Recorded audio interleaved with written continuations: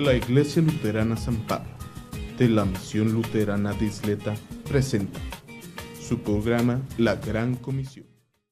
Hola a todos, bienvenidos una vez más a este programa La Gran Comisión. Como siempre, gracias por su atención, la gentileza que tienen para este programa y para todos los demás programas del canal. Compártanlo siempre, es una manera de evangelizar a nuestros, ya no digo a la gente desconocida, a nuestra familia, que es la que nos debe preocupar más. Aquellas personas que están separados de su familia por cuestiones de inmigración o la distancia, no sé, miles de formas poder. Compártanse por teléfono, en una llamadita, en una red social, lo que sea. Compartan los programas con sus seres queridos que están quizás en otro lado de la frontera o quizás en otra parte del país. No sé, cada quien tiene sus situaciones muy específicas. No dejen de compartirlo, es una manera clarísima de evangelizar. Por otro lado, como siempre, un afectuoso saludo por parte de la congregación de la Iglesia Luterana San Pablo aquí en El Paso, Texas. Como siempre, listos para recibirlos en oración, para apoyarlos. Si nos quieren visitar ahí en los servicios, también pueden meterse ahí a la página para que conozcan los horarios y las actividades que hacen, para que puedan ustedes también participar. Yo sé que de repente hay cosas que se hacen y que a veces no se conocen y que serían de interés para algunos de ustedes. Así que hagan lo posible por contactarse. Muy bien, vamos a estudiar, estamos estudiando Mateo todavía. Tenemos una narración muy interesante y les aseguro que van a encontrar algo más de lo que así en términos generales, han escuchado de esta narración. Es la alimentación de los 5,000, pero les voy a explicar algunos detalles que a veces a simple vista no se ven, pero que aquí están los detallitos. Estamos estudiando Mateo capítulo 14, versículos del 13 al 21, en la parte que se llama la alimentación de los 5,000. Uno de los grandes milagros que inclusive la literatura universal lo tiene muy mencionado por ser una cosa tremendamente compleja. Digo, a veces el sanar un enfermo o así, pues era una cosa obviamente muy compleja, pero finalmente impactaba a una o un grupito pequeño de personas.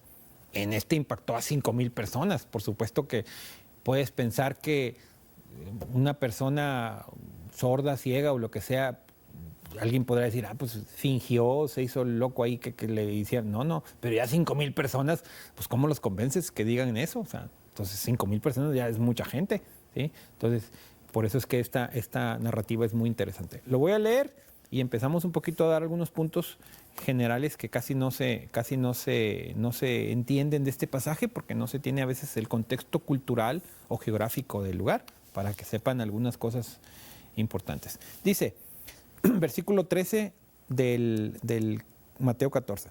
Cuando Jesús se enteró, se fue de ahí en una barca a un lugar apartado.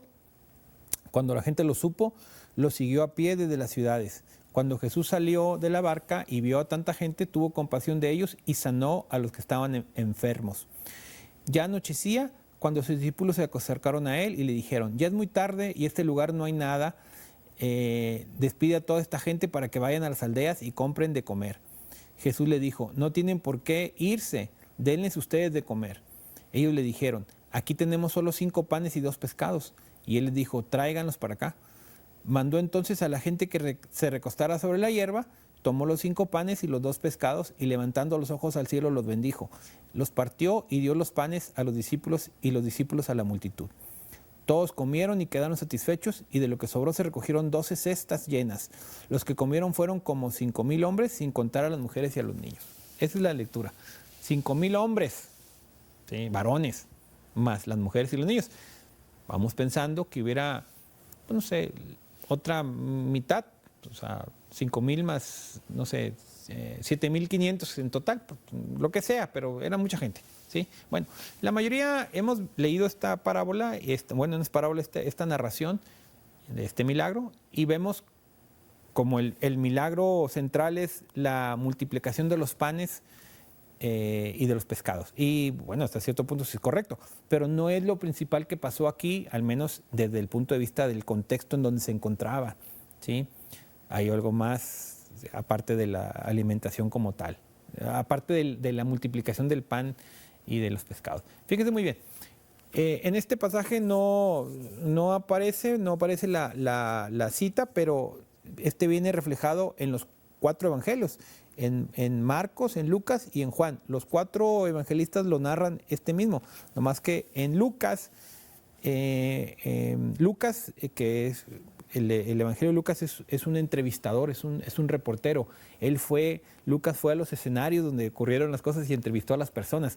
Lucas no era discípulo de Jesús, pero él fue un entrevistador que fue a buscar la información a los lugares exactos y le preguntó a las personas, ¿sí? Él es el que relata que este acontecimiento sucede en una población cercana a Betsaida, cerca de Betsaida.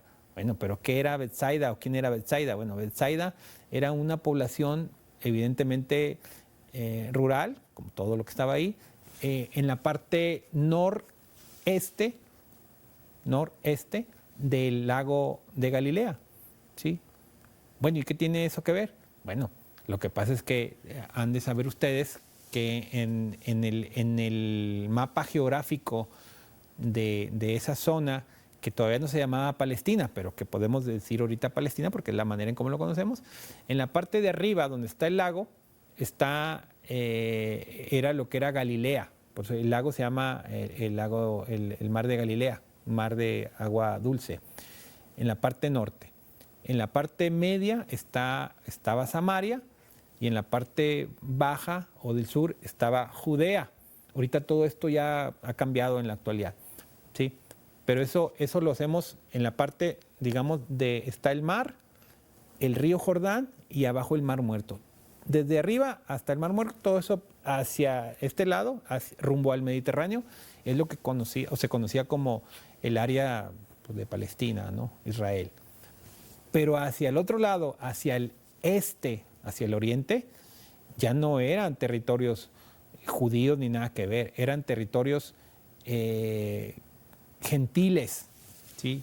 De alguna manera el mar, el río y el mar Muerto dividían la zona de influencia judía, por un lado, hacia el oeste era de influencia judía, no todo, pero sí, y hacia el este era cero influencia judía.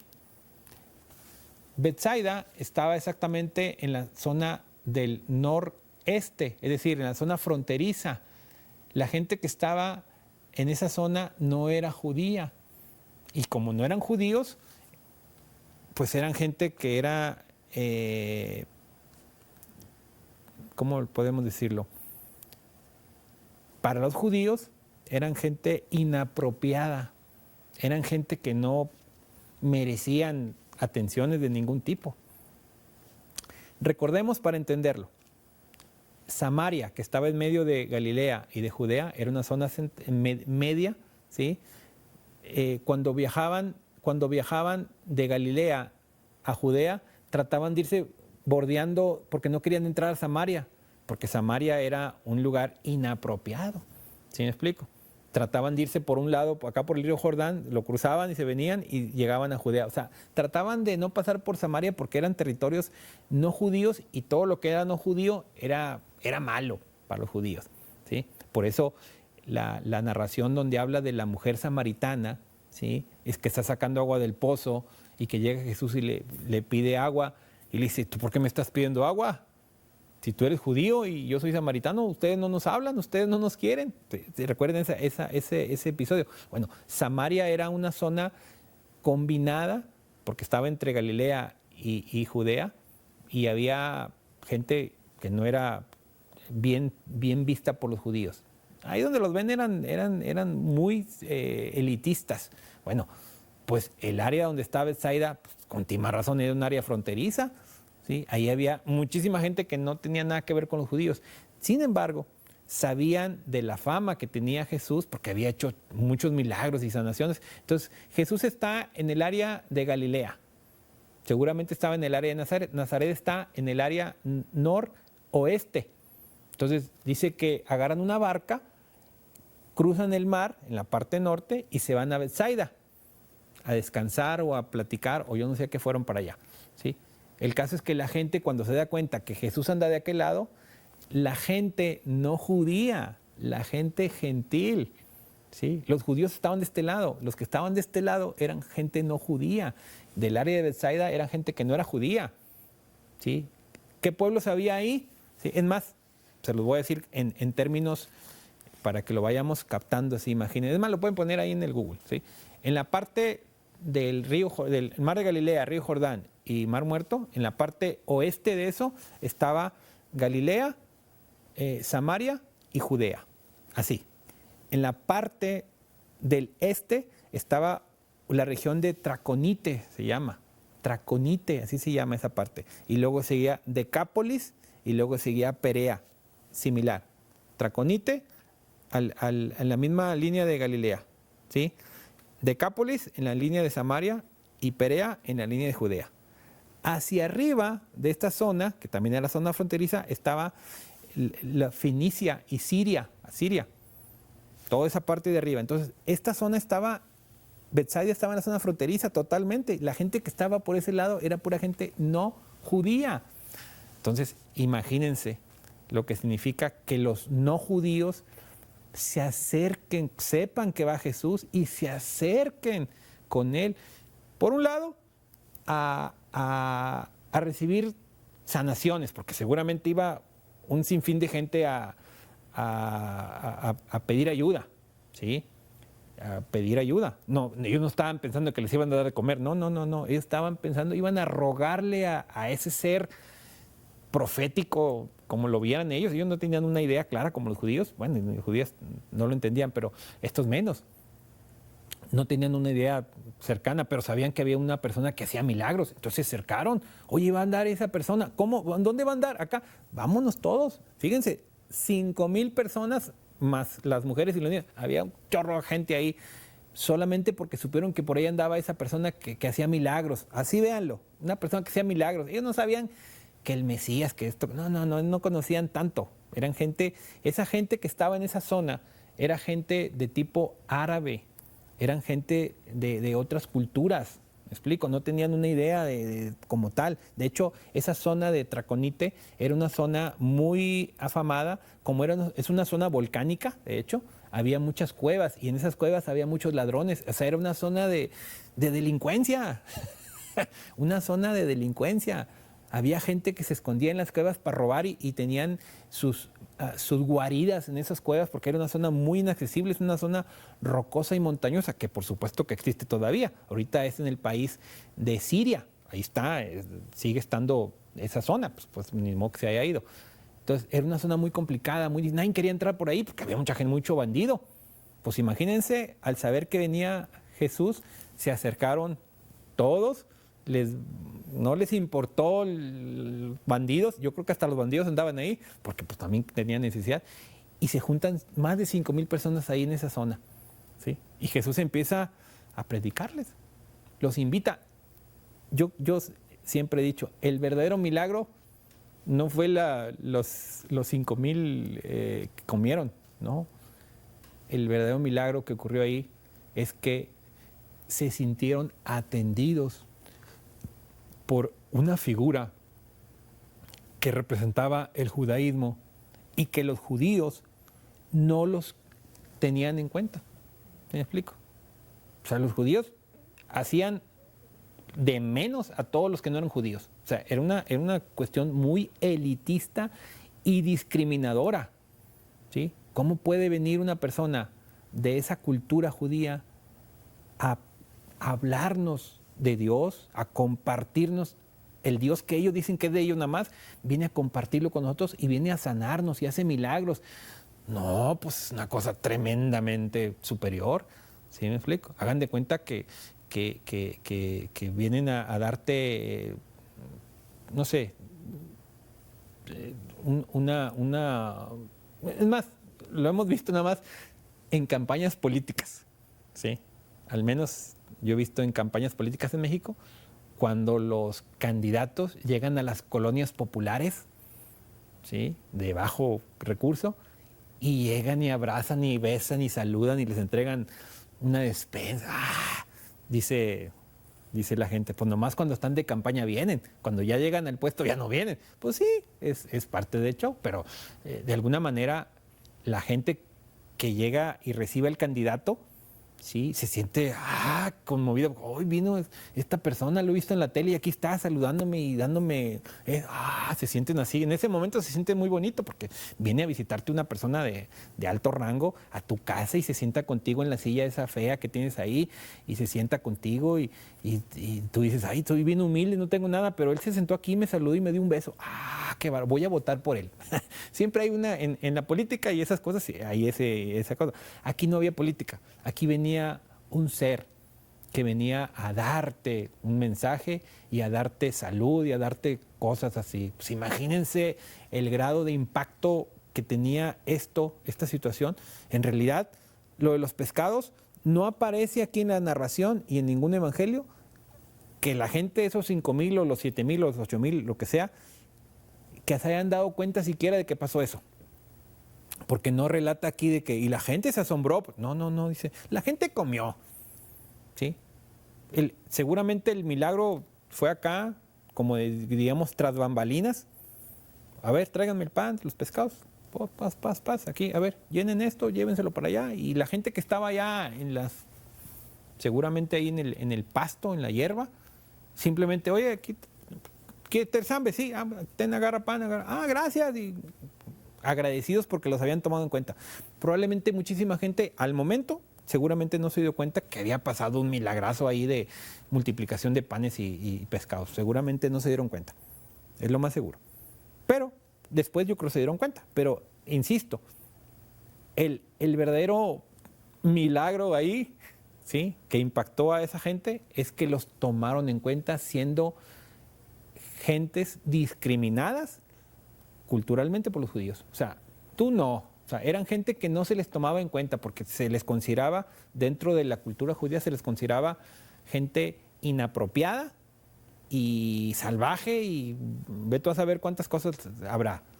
El que te inviten a ti, el que te digan, pásala y siéntate, qué bárbaro, es una invitación tremenda. Bueno, hasta aquí se oye muy bonito porque fue algo muy bonito, la verdad, el que hayan invitado a estas personas. Pero este lugar, ¿sí?, más adelante se ve como el mismo Jesús indica que no hicieron caso. Hay un pasaje de aquí mismo en Mateo y en otras partes, dice, los ayes de las ciudades, sí, que no se arrepintieron. Y menciona a Betsaida. Dice, ay de ti, Betsaida, y varias ciudades que menciona ahí, y que no se arrepintieron, y que en ese sentido no entendieron. Acá en Mateo 11 dice, ay de ti, Corazín, ay de ti, Betsaida, Tiro y Sidón, si hubiera hecho los milagros que se han hecho en ustedes hace tiempo, dice, habrías mostrado su arrepentimiento. Muchas ciudades y muchos lugares, a pesar de que Jesús mismo fue y presentó el Evangelio y hizo sus actos de sanación y curación y todo, y aceptaron, y lo vivieron, y lo disfrutaron, pero no se logró el arrepentimiento de sus pecados. Entonces, Jesús está diciendo que por esa falta de acción, ¿sí?, de que solamente aprovecharon lo que se les dio y se fueron, dice, ustedes no van a formar parte porque no quisieron, ¿sí? O sea, es decir, la palabra de Dios busca la salvación de la humanidad, pero para lograr la salvación de la humanidad, la persona tiene que arrepentirse y reconocer su maldad. ¿Cómo lo va a hacer? Cuando te des cuenta que lo que Dios pide de ti no lo puedes cumplir. Por eso la ley y el Evangelio. La ley te va a enseñar lo que Dios quiere y te tienes que dar cuenta que tú no puedes cumplirla. Cuando te des cuenta que tú no puedes cumplirla, pues como decimos en términos así populares, vamos a buscar quién nos ampare, ¿sí? ¿sí? Vamos a poner un ejemplo. Imaginemos un delincuente, un bandido, ¿sí? que trae armas, pistolas o lo que tú quieras y que acaba de cometer algún delito, ¿sí? Y él se da a la fuga, va corriendo con sus armas y corriendo de la autoridad que lo va persiguiendo. Vamos a pensar que llega a un punto donde llega a un lugar donde ya no puede correr más, donde está atorado, y todos los elementos de la policía o de las corporaciones lo rodean, ¿sí? Muchos lo apuntan con sus armas y le dicen, ríndete, está rodeado. Y él voltea y ve, trata de buscar la manera de escapar y no encuentra ninguna. Vamos a pensar que hay una pared hacia atrás de 10 metros que no puede escalar y rodeado de armas, todos apuntándole.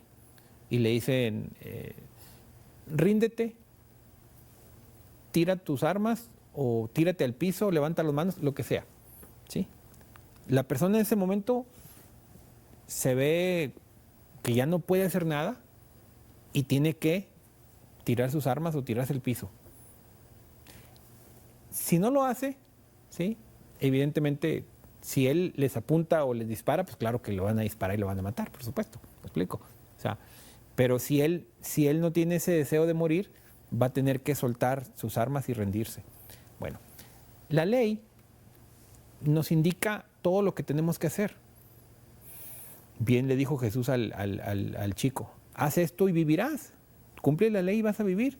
Sí, nomás que la ley no se puede cumplir porque no tenemos la capacidad de cumplirla. ¿Sí me explico? Los judíos, los fariseos la cumplían, pero Jesús les decía, de labios me honran, su corazón está lejos de mí, porque nada más la cumplían nada más para que se viera, pero en su corazón había una maldad tremendamente fuerte, entonces no lo podían hacer.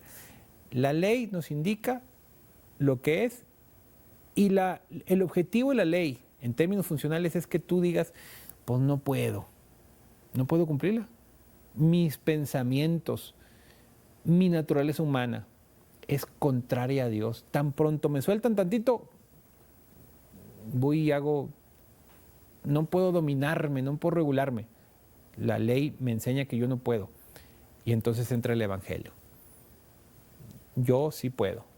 Véngase para acá. Le voy a dar a usted algo, le voy a dar mi Espíritu Santo para que usted empiece a entender, comprender y tenga fe en la palabra. Entonces, la ley nos enseña lo que es y lo que no podemos hacer, y el Evangelio nos brinda la salvación. En ese sentido, al presentar el mensaje de nuestro Señor, nosotros tenemos que enseñar la ley para que la persona se sienta rodeado y que no puede hacer nada y que él no puede aportar nada a su salvación, que se sienta totalmente impávido, no puede hacer nada, y que una vez que entienda que no puede hacer nada, ¿sí?, tenga que aceptar, ¿sí?, el Evangelio del Señor, ¿sí? De hecho, tomando en cuenta el delincuente, ¿sí?, tira sus armas, los policías vienen, lo agarran, no lo matan, lo ponen en la esposa, se lo llevan al juez para que lo juzgue, pero no le hacen ni lo golpean ni nada. O sea, ya se rindió, se lo llevan preso. O sea, si él no se rinde y él no baja las armas, sí lo pueden disparar. Si él les apunta, pues claro que lo van a disparar. ¿Sí me explico? O sea, todo depende de si él se rinde o no se rinde. Bueno, el Evangelio es perdón. La ley es para que te des cuenta que no la puedes cumplir y que te tienes que rendir. ¿Sí? Aún así, la soberbia humana hace que no te rindas. Recordemos también aquel pasaje de los 10 leprosos. ¿Sí? Los 10 leprosos son sanados, se van y solamente uno se regresa. Y le pregunta a Cristo, ¿y los otros? No sé. O sea, nosotros podemos aceptar la prebenda o el beneficio del Señor. A veces le pedimos al Señor una bendición, la curación, o sea, algo que estamos pasando, y el Señor en su infinita misericordia nos concede por su voluntad y misericordia que esa enfermedad o ese problema que traemos no avance y se resuelva. Y qué bonito. Además, hay personas que se han curado de cáncer. Se van a los tratamientos y ya le quitaron la tumor. Y, qué bueno. Como que vuelvo a vivir.